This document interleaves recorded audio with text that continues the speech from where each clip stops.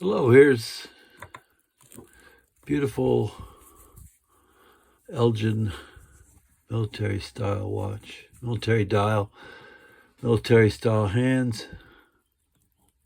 Let's move it around.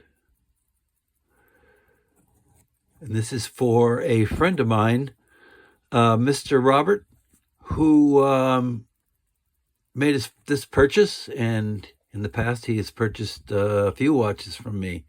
And I've worked on some of his own watches that he's given me to bring back to life. And Mr. Robert, who bought this watch to restart his collection because lightning struck his house and it burnt down.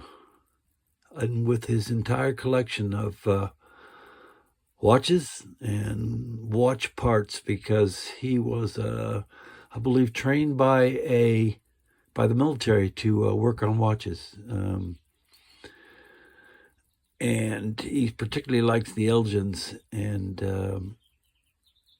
it was very sad when he bought this watch, and then he reached out to me and he told me what happened.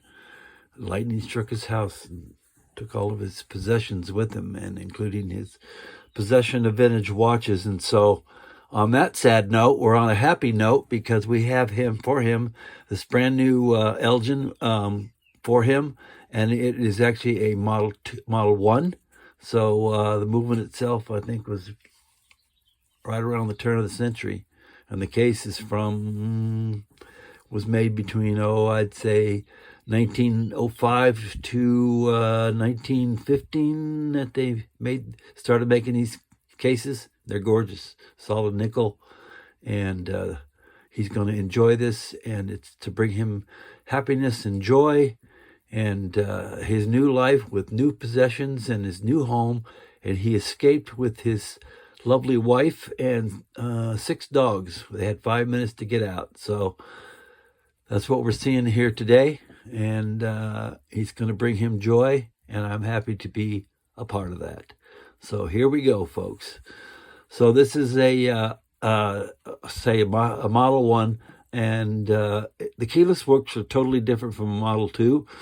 So this is a big difference as far as the way the keyless works do work. So let's start this. And this is also a video for those of you who tune in and watch these things, so you can understand how these things work, turn of the century watches. So here we go. So winding. This is not, because it's not a modern watch, we're going to wind in it a little bit differently. And it's going to be, instead of winding back and forth like you would see on a modern watch, we're just going to go in one direction, just clockwise direction, and I call them half winds. So we'll do that now. So this one is so ridiculously smooth that you can't even hear it wind.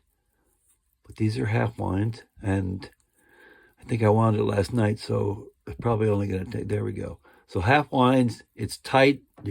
I can make the white on my fingers show up, but I don't want to do that. But you'll know it. Robert will know it. And if you have a watch like this from this period, you'll know it. When it gets tight, there it is. So we have that now. So to set the time then, again, not a modern watch, so we don't want to pull it like this. We want to have a little more control over the crown, and then that gives us more, the keyless works continue to work the way they're supposed to for a very long time. That was a mouthful. So a little pinch behind the crown. We'll do that.